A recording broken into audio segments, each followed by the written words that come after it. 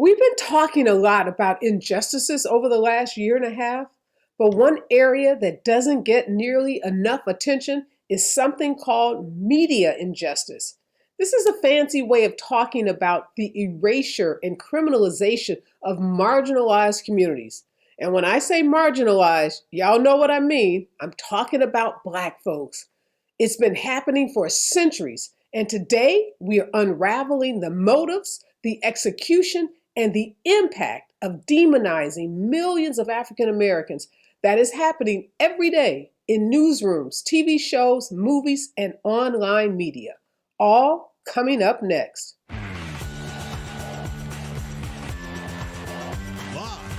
from Los Angeles, this is the Special Report with Areva Martin.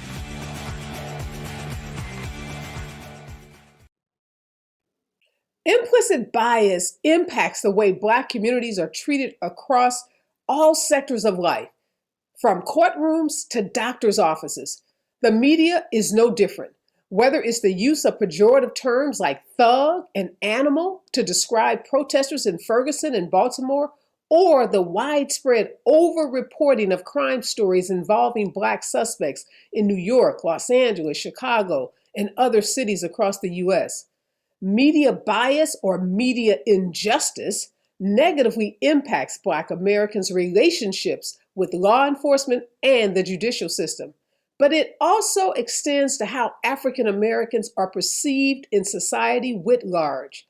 Biased coverage perpetuates a dangerous cycle of stereotyping of Blacks as dangerous, lazy, overly sexual, untrustworthy, and violent. People in everyday situations, personal and professional, then act on these stereotypes as if the media's portrayals are real. And this puts African Americans in danger of physical and emotional attacks.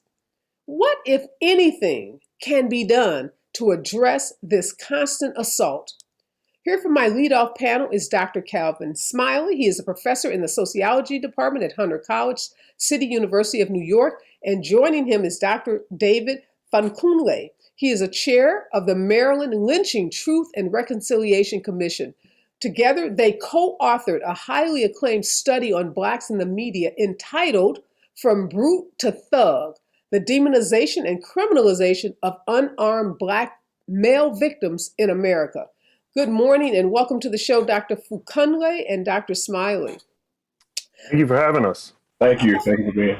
Well, thanks. First, I just want to thank you for this comprehensive study. I found it fascinating. I can think of a lot of other adjectives, but I'll just say fascinating and enlightening, two that come to mind immediately.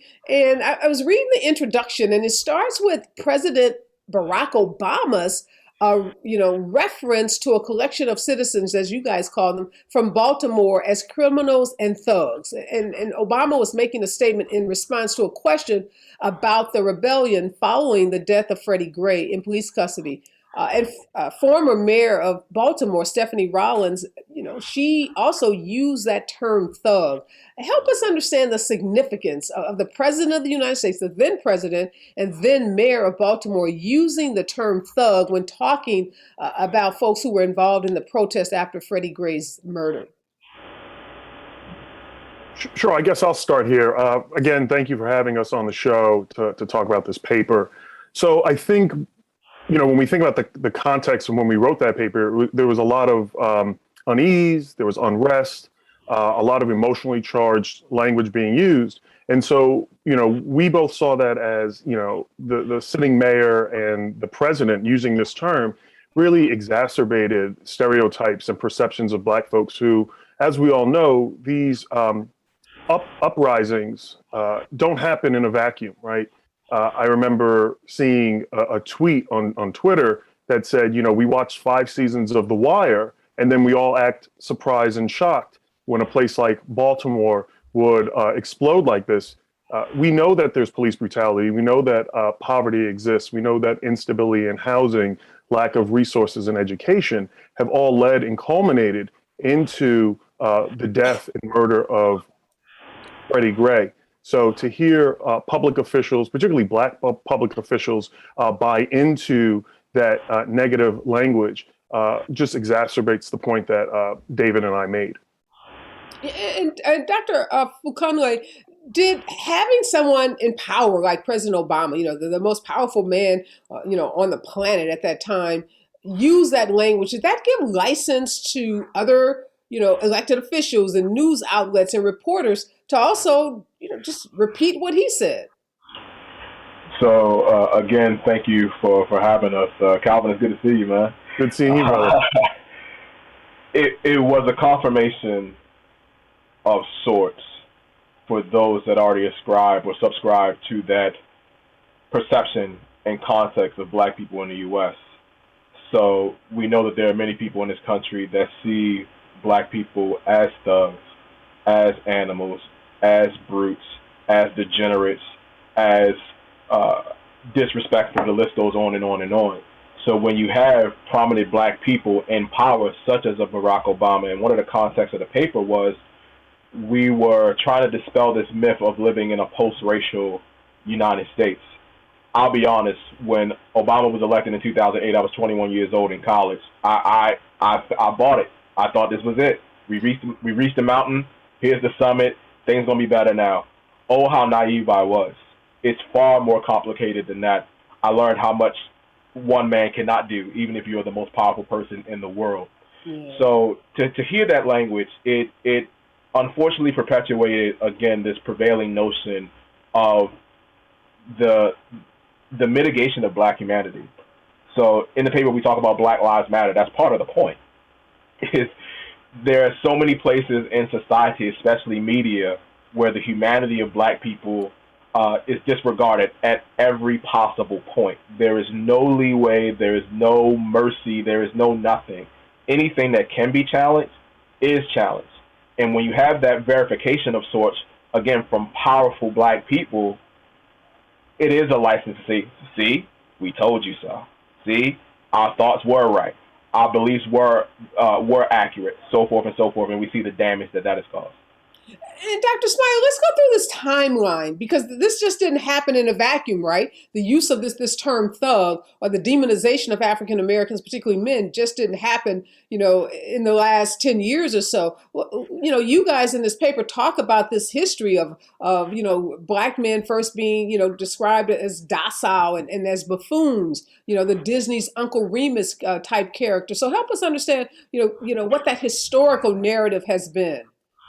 Sure. So it's really important to understand the chronology of black humanity, or rather the black inhumanity in American history's context.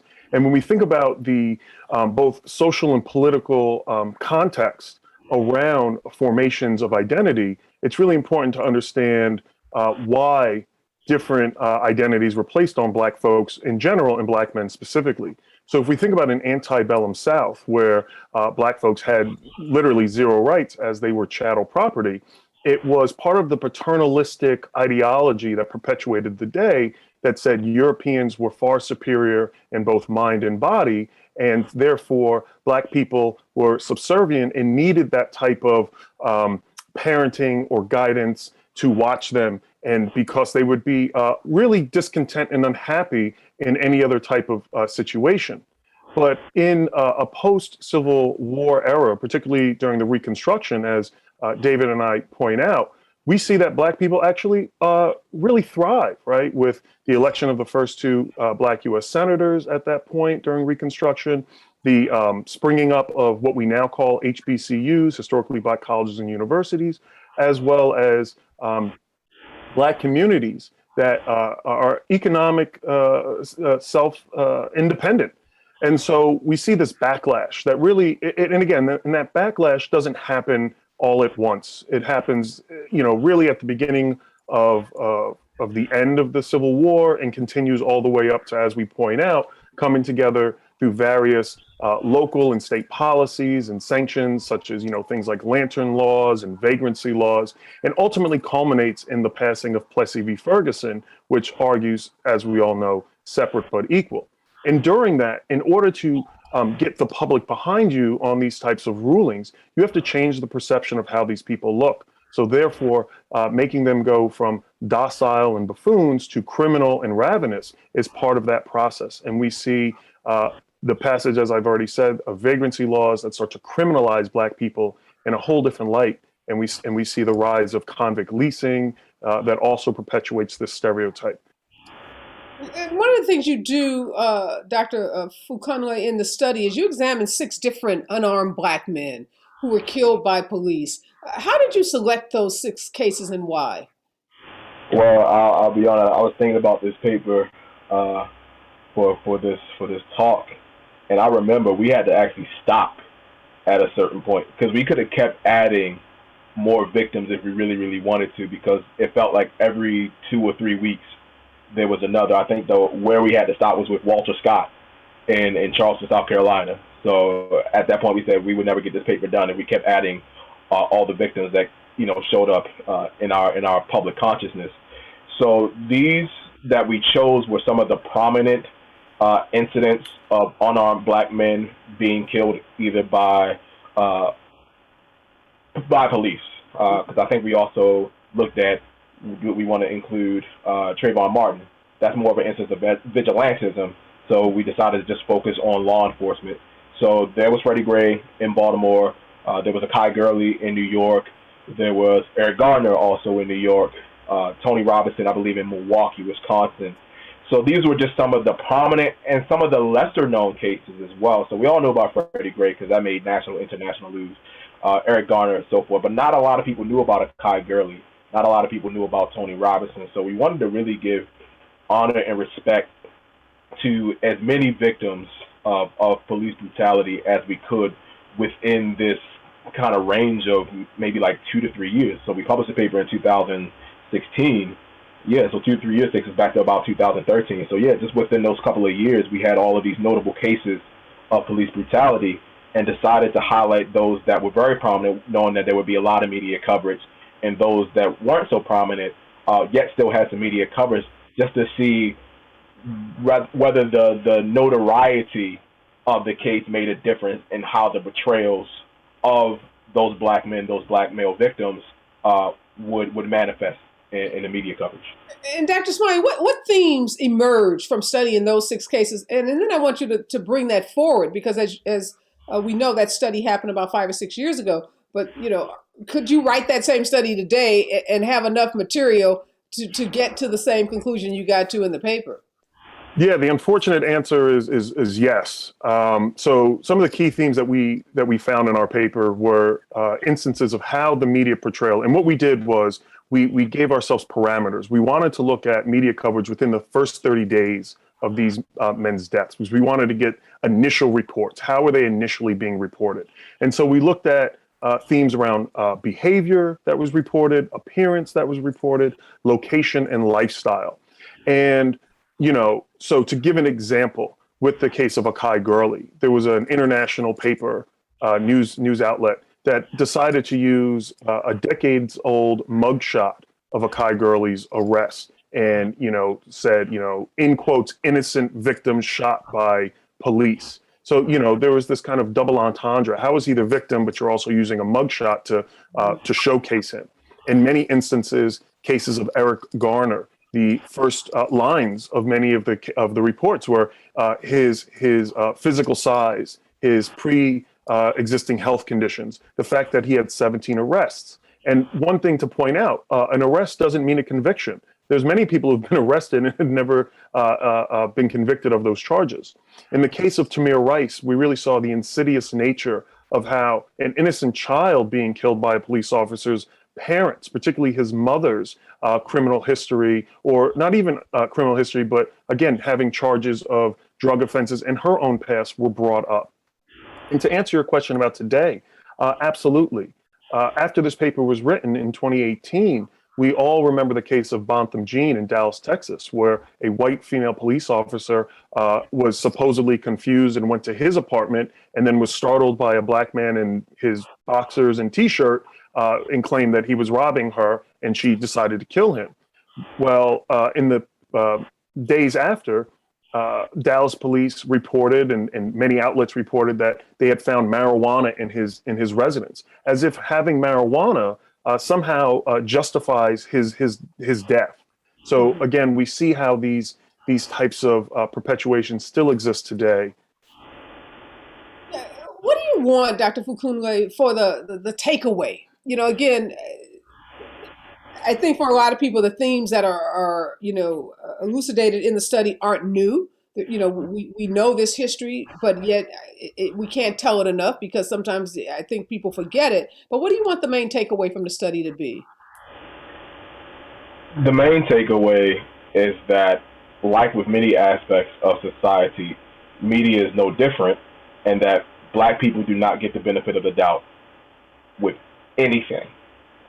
So first we were too stupid, now we're too smart.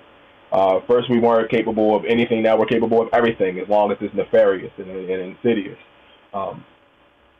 Anything that can be used to mitigate and minimize the humanity of black people has and continues to be used to minimize the humanity of black people.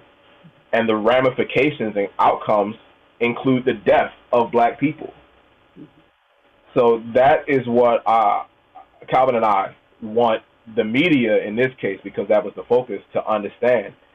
You may believe in telling the full story, but you have to understand the ramifications and consequences in this context of telling the full story, and really decide if certain facts and certain pieces of knowledge are really relevant to the issue at hand. So we brought that up towards the end of our paper. The people really need to know that Eric Gardner was 6'4", 400 plus pounds. Did they need to know that Michael Brown was a big guy too? Did people need to know about the past criminal history of Freddie Gray or Kai Gurley when it had nothing to do with what caused their deaths? We have to understand that our words have consequences. I think we've learned that particularly over the last few years. Words have consequences, and people will latch onto those words and take subsequent actions based on the story that they internalize. And the story that is constantly internalized for black men in particular, which is why we use autoethnography. Calvin and I had enough stories to say we know this to be true because we are black men, is that our humanity is disregarded. And it's not just black men, it's black women, it's Latinx men, it's Latinx women. We see this with people of color, non-white people. Humanity is mitigated, is disregarded, and that gives enough of an opening to say your death was justified. Your death was understandable, at the very least. Just last question for you, Dr. Smiley. Were you, what are your thoughts about the way that the George Floyd, his murder by Derek Chauvin and those police officers in Minneapolis, what are your thoughts about how that was reported? Was it better than some of those stories involving Eric Gardner, Michael Brown, that happened 4 or 5 years earlier? Or do you think the media still got it wrong as it relates to George Floyd? Yeah, overall, I think a lot of mainstream media takes police reports at face value and continues to perpetuate those narratives. I mean, from the initial reports all the way through the trial, we saw how his past criminal history, the fact that he might have had certain narcotics in his system were used against him.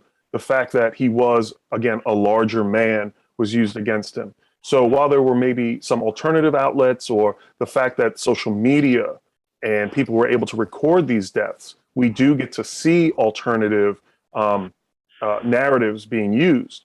But once again, I would say that mainstream media still has gotten it wrong. And we see those comparisons, right? When we look at the most recent incident where a QAnon conspiracy theorist killed his children in, I believe, California. I believe his name's Matthew Coleman. I was seeing reports where there was pictures of him with his children, the same children he just killed. If we go back to 2018, Christopher Watts killed his entire family, a 4-year-old and 3-year-old child and his wife. Once again, pictures of him on his Wave Runner, or, holding his kids' hands, or pictures of him and his wife. And even the reports, it was father killed his family, not murderous thug, right? Again, somehow terms like thug, criminal seem to surpass white offenders, but somehow land squarely on black and other people of color when a criminal accusation is there, or even when they're killed posthumously. Because that's one of the things that we really want to take away, is that these men were posthumously criminalized without trial. And just, I said this last question, but you mentioned that thug word again, and I wanted to ask you that in your paper. Is the thug word code language for even a more pejorative term? Is that your belief? Absolutely. Yeah. I'm like, can we say that on the show? Yeah. I'm like, but yeah, we won't say it. But seriously, we know that, and again, that's where the autoethnography was so important for us. We didn't need to go to any literature to know that there have been euphemisms for that word throughout generations, and it's a continuation of a lineage, which is why I have to mention the Maryland Lynching Truth and Reconciliation Commission. The same game plan, the same structure of how black lives are unnecessarily taken, typically outside the criminal justice or the judiciary system, so it's quicker justice, and that notion of telling a story that usually posthumously justifies the killing. That's what happened with lynchings all the time. And what we're doing with this commission is acknowledging that truth, elevating those stories, but also elevating the stories that were disregarded the entire time. The stories of the families who had to deal with the loss of a loved one simply because they were black. We know this. That is the truth. The communities that were targeted with racial terror, typically for economic reasons. So, Calvin, I'm glad you brought up Reconstruction. That was the closest black folks were to separate but equal, and sometimes separate but superior, and that was the problem. Black folks did too well without white folks around, and white folks couldn't handle that. So we see the continuation of that lineage of, again, the disregard for black humanity, taking any opportunity to justify their lynching, because that's what a lot of these were, lynchings. And we have to be comfortable with that word, because that's what it is. Yeah. If I can just quickly follow up on what David has said. Real quickly, Dr. Smiley, I got like a ton of guests waiting. This is such an interesting conversation. I wish I had a lot more time to have you guys back, but go ahead. Just 2 seconds. Thug is also not an isolated word. If I said illegal, alien, terrorist, I'm sure nobody thinks of white people from Canada, right? Mm-hmm. So we know that these words are not isolated. Words have meaning and coding behind them. Thank you. Thank you both for the work that you're doing. Just incredible work, and that commission. Can't wait to see the outcome of what happens with that commission. We'd love to have you both back. Continue this conversation. Again, thank you so much for the work that you're doing, and thank you for sitting down with me this morning. We appreciate it. Thank you. My next guest is J.J. Green. He's a national security correspondent for WTOP in Washington, D.C. He's also a host of a new podcast called Colors, a dialogue on race in America. Good morning and welcome, J.J. You were listening to the professor's talk about that study, and really interesting point about Christopher Watt. Nobody called him a thug, even though he killed his whole family. And we can, think of a gazillion cases involving white men that have killed their families or killed, other people in the community, and that term doesn't get used. But yet Donald Trump used that term, and he used it with respect to Black Lives Matter protesters, and we see that term used in the news media. So you work in news, you've been in news a long time. Help us understand what's happening inside some of those newsrooms and the decision that is made about the language to describe, certain criminal activity. Being a racist is not a behavior that is only relegated to people who don't work in news. You have people in our business who practice that same kind of behavior. You have tactics and tendencies that your guest talked about, and I just loved listening to them break down what the real is. But you have people in our business who actively practice that kind of behavior, and this goes back to the beginning of journalism and continues to this very day. One of the issues that's really important right now is there are a lot of people who don't even realize what they're doing by continuing this practice of what they were taught by others. They engage in other behaviors that are destructive behaviors like nepotism and elitism, the narcissism. And these things all build up in their minds, making them think that they're okay and justified in, treating Christopher Watt differently than they might treat a black man because, this is just the way it is. And it's okay to do that because we're a part of an organization that has a history of being fair. I call this I have this phrase that I use, noble, I want to make sure I say this correctly. noble objectives, but suspicious motives. That's one of the reasons why you see this happen in news all the time. I read a startling statistic that like 92% of radio newsrooms and 80% of television newsrooms are white, and that the percentage of minority journalists have remained somewhere around 12 to 14%. And I wonder if those stats, may be off a couple of percentage points or so, but if those stats are true, how are stories about African Americans being told if that lack of diversity, by the people who are telling the stories? They're not being told, and that's the problem. That's what we have been working on since George Floyd. You talked about that a little earlier in your program. We have been working on that since then. The idea here is, look, folks, just because you work in Washington or just because you work in New York and you're in a melting pot, or maybe even, who knows, Omaha, Nebraska, just because you have this reputation as being fair, what you're putting on the air says more about you than what your reputation says. And you need to get with the program here. A lot of organizations have been living off their reputations.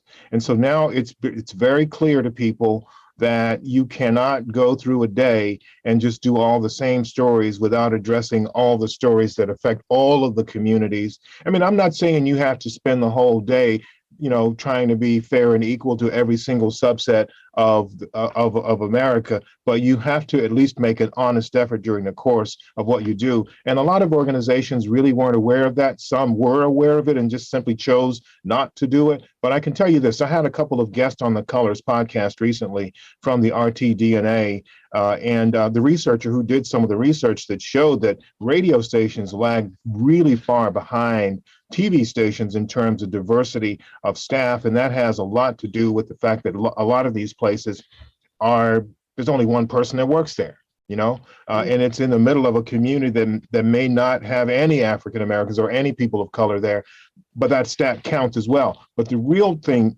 that's important is that those who do have diverse communities that they serve be put on notice that, okay, if you're going to service, then you have to service with our stories, and you have to make sure that what we're saying to you is important to you. And if we don't see our stories and if we don't see our people, then we're going to assume that we're not important to you, and maybe change our listening habits and maybe even take our advertising dollars someplace else. So, I think, JJ, a lot of people think that, it's easy to target Fox, right? You can look at Fox News and you can look at some of the pundits and the talking heads and the anchors on a place like Fox News who use really provocative and explicit language when telling stories, whether it's about Trayvon Martin or Michael Brown or some of the others, the cases that, Dr. Smiley and his team looked at in their study. But I think it's unfair for us to suggest that this is only happening at a place like Fox. Help us understand how some of these images and the language is happening in stations that we consider to be the more liberal, stations with the folks at the helm, and the folks who are in front of the camera are, considered, progressives or liberals. You're exactly right. And it's what I was saying before. These tactics and tendencies that are a part of the fabric of greater society, that tend to marginalize certain people, marginalize certain ideas. Fox, or there's no outlet that owns that by themselves. We all are guilty of it, and I'm putting myself in that box because I work at a station and have worked at numerous news networks over the years.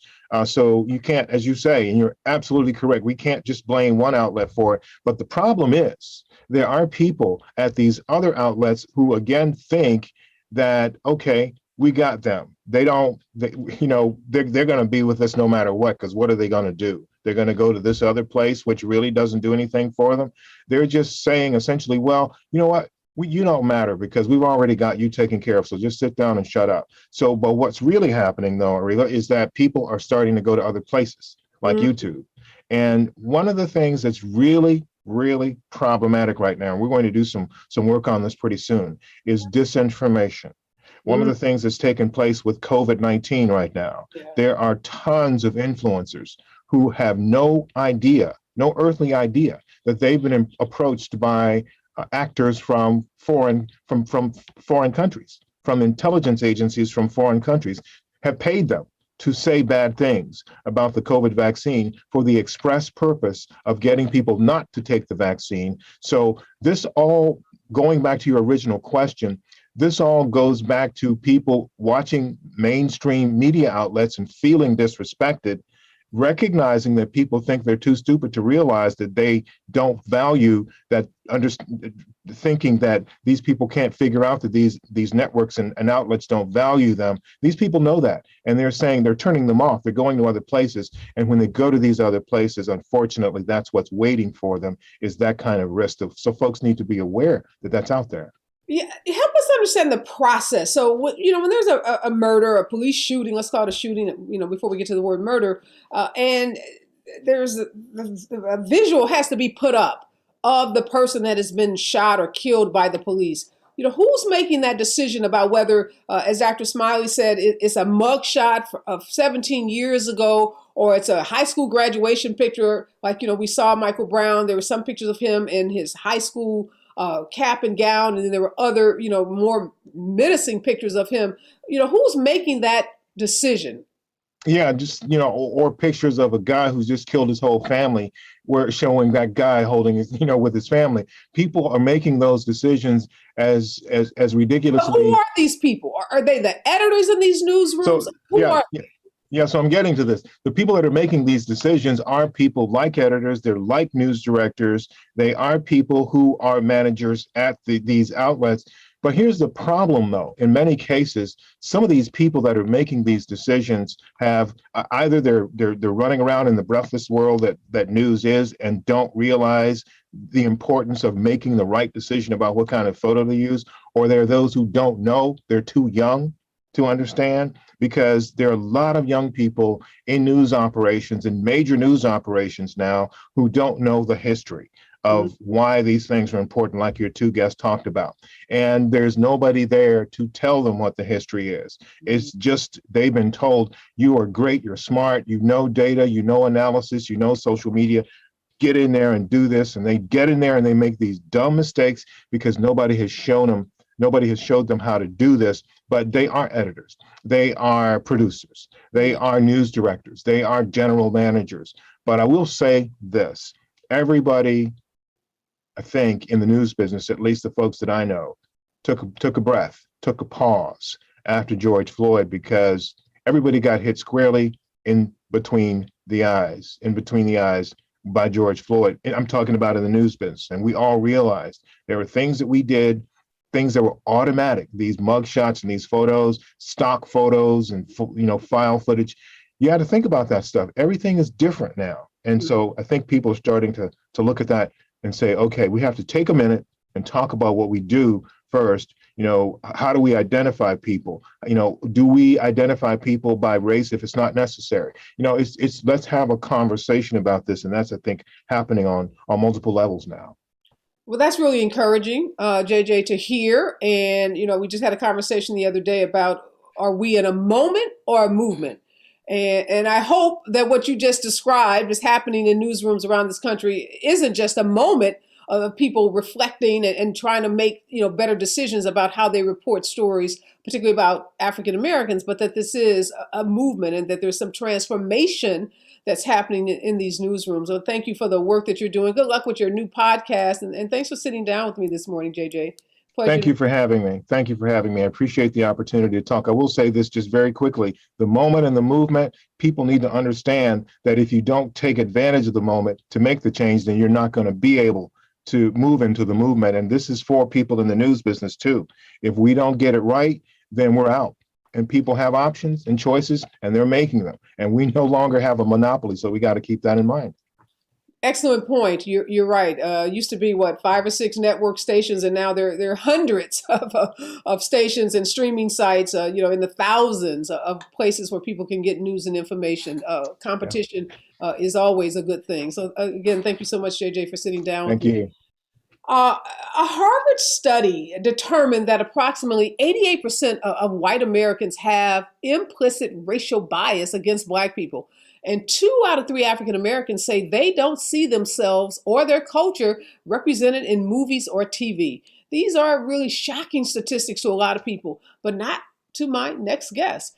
Joining me now is Dr. Bretta Smith-Shomade. Dr. Smith-Shomade is an associate professor of television and film at Emory University, and she's the author of multiple books, including Shaded Lives, African American Women and Television. And also joining me is Cindi Smith. She is the Vice President of Diversity, Equity, and Inclusion at the National Research Group. Good morning, Dr. Smith-Shomade. And Cindi, thanks so much for joining. These numbers are pretty shocking. 80%, 88% of white Americans have implicit racial bias against Black people. Help us understand, Dr. Smith-Shomade, how in 2021 that number probably feels like, or is the number that would have been the case in the 1960s. Right, in the 1890s. And you just have to understand, to the point that you were just talking, whether this is a movement or a moment, and it's both. We are at a place where people and numbers of demographic shifts, numbers about crime, all of these things are kind of coalescing and being spouted in a variety of different forums. But the reality is the underlying understanding of who people are in relation to one another. So who white people think Black people are, or other people of color, that hasn't significantly shifted, and may be even more pejorative because of these other kinds of reports of, the numbers are exploding pretty soon. And they've been talking about this for at least 20 years. In 2020, in 2030, in 2050, white people will no longer be the majority, they'll be the minority. And that puts a certain kind of a fear, if you will, into folks thinking we're being overrun, we've been taken over. And you see it in the language of politicians, you're seeing it in the actions of people. And so it is not shocking that we have a number that high, but the underlying understanding of our relationship one to another has not shifted. It's just been exacerbated, I think, a bit. And Cindi, we've had years of diversity initiatives and campaigns. Oscar So White, and I can think of just a number of social media campaigns and efforts in Hollywood to diversify. But yet 2 out of 3 Blacks still feel like they don't see themselves or their culture represented. Has the needle moved at all, with regards to all of these efforts to diversify Hollywood and the TV shows and the movies that we watch? I think you're on mute, Cindi. All right, Areva, that is a really important question, and it is part of the broader issue in terms of representation and how the media portrays Black people. And in the study that we did last year, right after the George Floyd murder, Representation Matters, we found that 91% of Americans believe that media has the power to influence society. And even more so, specifically, Black Americans feel like the media perpetuates negative stereotypes. So we have seen small change. And we took that moment in time of George Floyd. This was not new to a lot of Black people, but it was new to America because we were forced to sit and watch it. And we took that as an opportunity to talk to our clients and talk to consumers to find out, what their perceptions are and what it is that they want to see going forward. And we have seen some change in the past, and we know that Black people, and especially Black women, they are demanding much more from brands, media, and organizations throughout in terms of how we are represented and seen to the masses. And Dr. Smith-Shomade, I know a lot of your work focuses on Black women and the portrayal of Black women in the media. Yes. And I read something that you wrote about the image of Black women being split. Help us understand what those two images are that are how Black women in particular, are portrayed in the media. Well, oftentimes and continually, you have the idea that women are the people to be lauded. They're the keeper of cultures. They're the ones who are the strong, and they help us all this. And then they're castigated as whether it's talking about welfare queens, whether it's talking about being overly promiscuous, gold diggers, all of these other kinds of ways that we come to think about who Black women are. And perpetually you get this tension that is put forth in various media circles. And so it's not just, news, and you see that on news, but you see it in film, and you see it in TV, and you see it on all kinds of other kind of social or digital platforms. So, that tension has not disappeared, if you will, because it is still manifest. But what is interesting to me at this moment is we have a reckoning with Black Lives Matter and of the continued killing of Black men and women, but you also have a technology that has transformed people's ability to have their own stories and create their own voices. And I think that, as much as whatever else is happening in society, is transforming the landscape as well. Because recognizing we just don't have ABC, CBS, NBC, we just don't have the networks. We have a billion places that people can go to get information and content, entertainment content, as well as any other content. And people are going there and creating their own things. And so that is helping brands, both corporate as well as networks and other content creators, to say, yeah, we might cannot do it this way any longer. We have to shift if we're going to continue to be profitable and monetize what we want to do, monetize. Yeah. And Cindi, you said your organization did some research after George Floyd's murder to just see how, what the consumer, I guess, take the temperature of consumers of news and other information. How does, what did they say about how the whole crime script and the way Black men are portrayed as violent?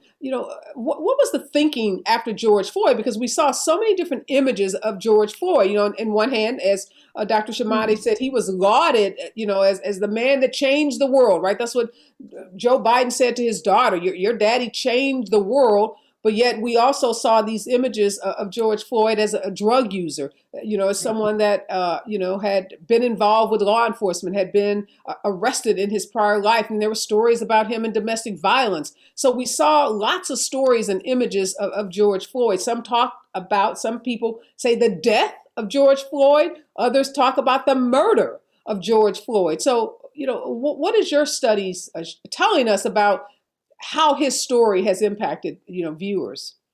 Well, what we found in our study is that the negative stereotypes and the portrayal of Black men is one of the top pain points in terms of content viewing, because you're constantly seeing them portrayed as the deadbeat dad, the criminal, the gangbanger, the thug. And people, quite frankly, are tired of it. Yes, that existed in our community. It exists in all communities, but what we've found is that consumers are tired of that same narrative, and it really affects how the world sees them. So immediately, as they talked about earlier, they took an old mugshot from 15 years ago to show this person, and it is pervasive. And the streamers have really helped kind of broaden the landscape in terms of the types of content that we've seen. And I feel like the networks are lagging behind, but they are making an effort now to change the narrative, to change the perspective, and show the other sides of Black people. We are not a monolithic society. We can be the bankers, the executives, the CEOs, as well as, the janitor. We can be the provider, the husband, the good dad. And it's just time to show more of those stories. And there is a real desire to see those stories. Yeah, that's interesting because Dr. Shomade, after George Floyd's murder, we saw a lot of networks and big brands entering into deals with groups like the NAACP so that they could create more content, that tells more diverse stories and, show more diverse characters. Are you hopeful that mainstream media, and I know you mentioned the multiple other places where people can go, the streaming sites, the Twitter feed, the Instagram. I mean, there's just no shortage of news opportunities. But what about the mainstream media? Are you confident that we're going to see some major shifts as a result of the uprising after George Floyd's murder? Right. I think we will see continuing opening up. Are we going to see major shifts? No, we're not. But we're going to continue to see more and more people of color in places, in stories, and all of that. But we're also going to have to recognize, in both big networks, but also us as African Americans and Black folks, that we have to kind of shift our own respectability politics, because there's lots of content out that we don't necessarily, we of a certain age, we of a certain kind of mindset, like, well, that's not us. That's not who we are. And it is us. Well, give us an example. What are you talking about? The whole kind of ways that we kind of negotiate a reality TV and those kinds of stories and people telling those stories, the whole ways that we deal with when people aren't right. What's the most recent is like Sha'Carri Richardson, and the kind of debates we're having around who she is and what she is and how she performs, and not just perform as what she as a track star, but how she's performing her Black womanhood, what she's saying, what she's doing, and how that is or is not acceptable to larger Black America, and our championing of her and her talents. And so there's the things that absolutely the big networks are going to continue to do and continue to incorporate Black content, Black stories, Black folks, and other people of color. That's going to happen. On a large scale, probably not, but certainly is going to happen. But it's this other, I'm always like, what are we doing? And how are we changing our own narratives and the way we think about one another? That is equally important as we ask other people to think differently about us. Yeah, no, such an important conversation. And I know you wrote this book that does a critical deep dive into BET. I'd love to have you come back to talk about that. A whole interesting, and you talk about reality television and so many issues that obviously are about how we, with the lenses through which we watch and consume news and entertainment ourselves as African Americans. But thank you so much, Cindi. Thank you so much, Dr. Smith-Shomade, for joining me this morning. Really interesting.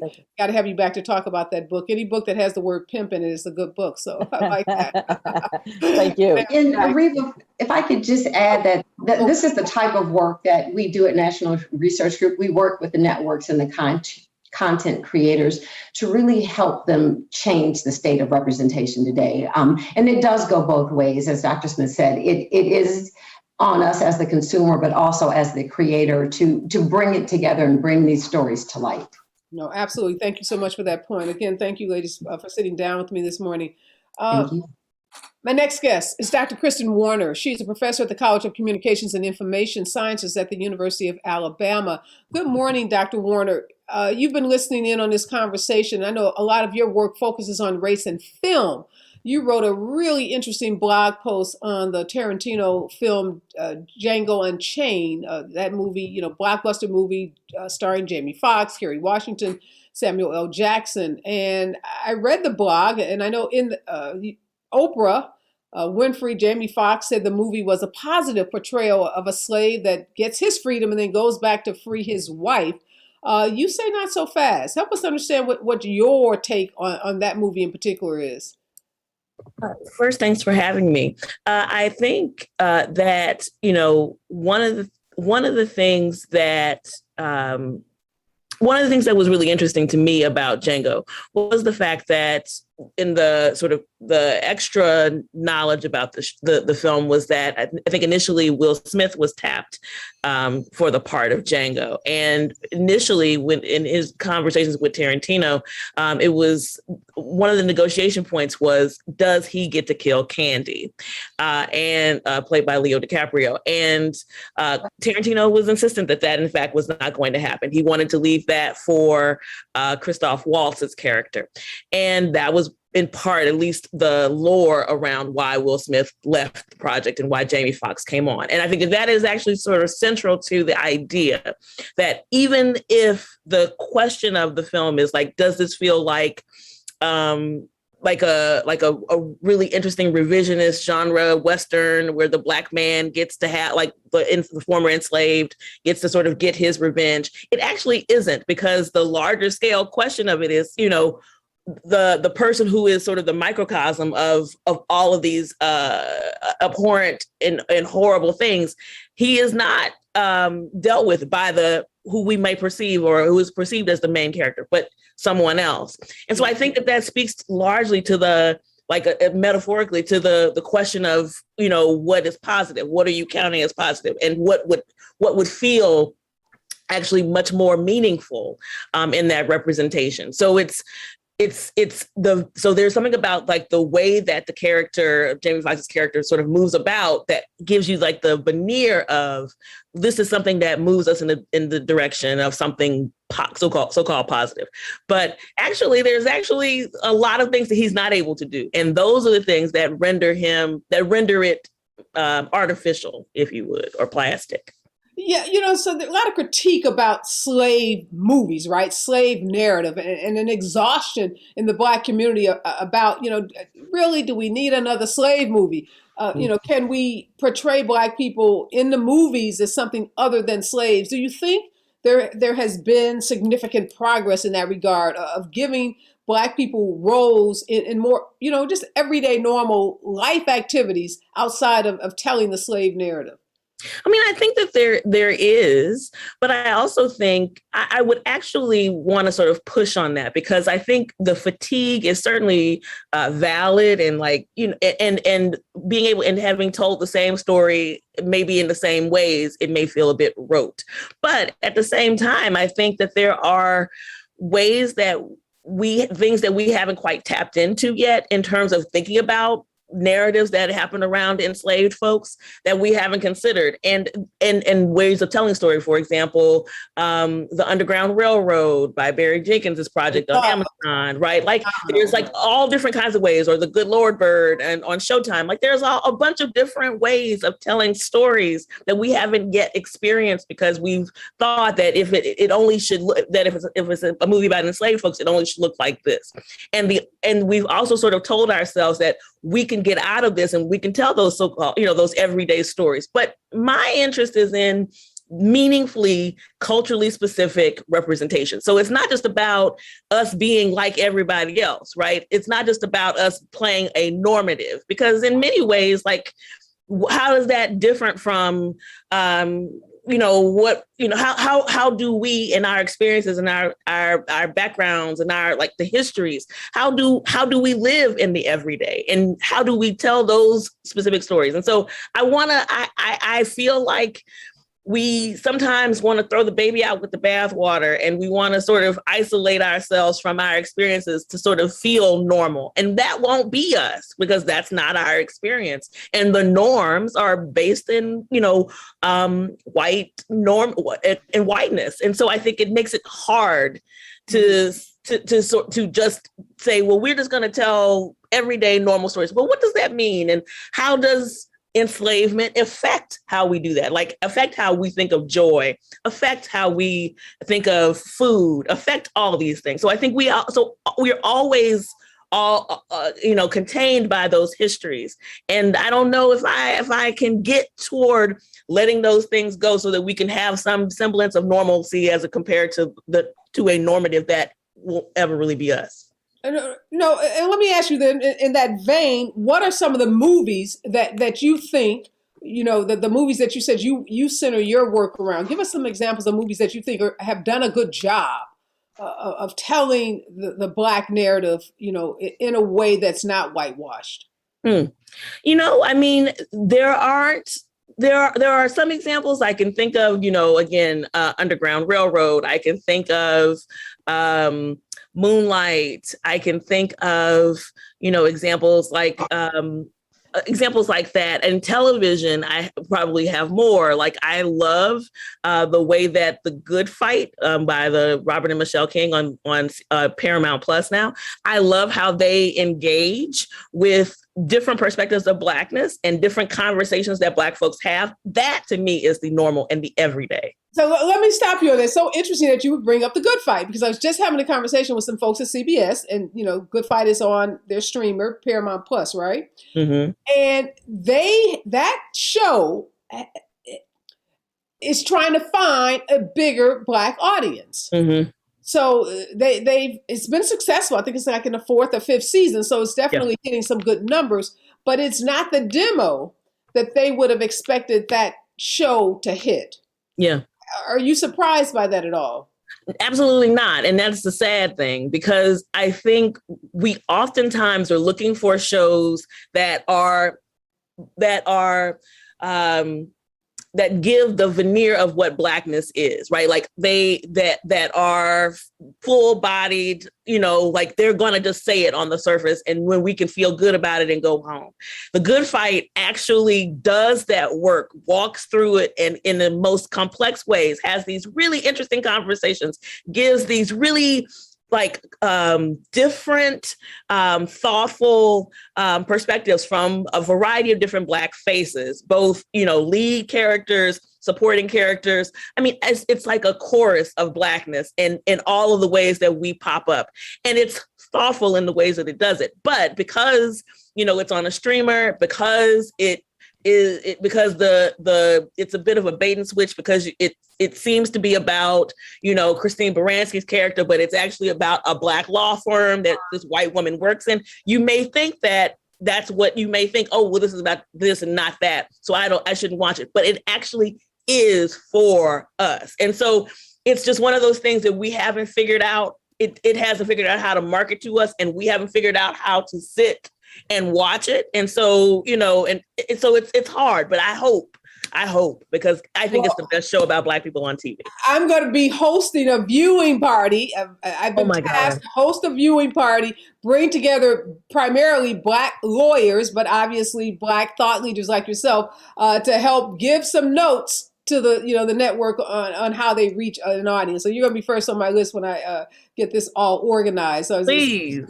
we're having this. I'll let them know that I talked to a super fan today. Yes, truly, a super fan. What about Bridgerton? What's your Bridgerton? Did that hit it for you? Lots of Black characters, right? And pretty unconventional roles that we don't typically see Black folks in. Show did gangbusters for the Netflix streamer, elevated, obviously, lots of those Black actors. So I think in the sense that Black folks get employment, I think that's really important. And I think it matters that Black folks get jobs and that they get jobs playing a variety of different roles. But the colorblind piece about it is the thing that really keeps me from full, engagement with it, because a lot of my work concerns colorblind casting, and the fact that while it's great because it offers a lot of possibility for actors of color to be able to play anything, in terms of the writing, it's very rarely adjusted for the person who books the part. And so they end up in what I call a pitfall, where they may accidentally or not on purpose sort of fall into a trope or a stereotype. And not because that's what they had intended for this character, for the actor, but that's what they had intended for the character. And they didn't sort of play the long game of how have we been represented in the past? What has been the ways that what is our images in the past? What are these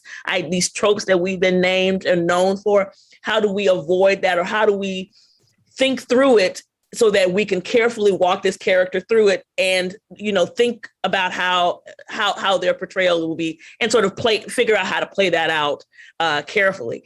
And they didn't really do that. So you end up with a lot of characters of color, Black characters, who end up sort of playing like the one who gets pregnant, the one who get, the hypersexual, Well, I was going to ask you about that. The shirt off sex scenes that.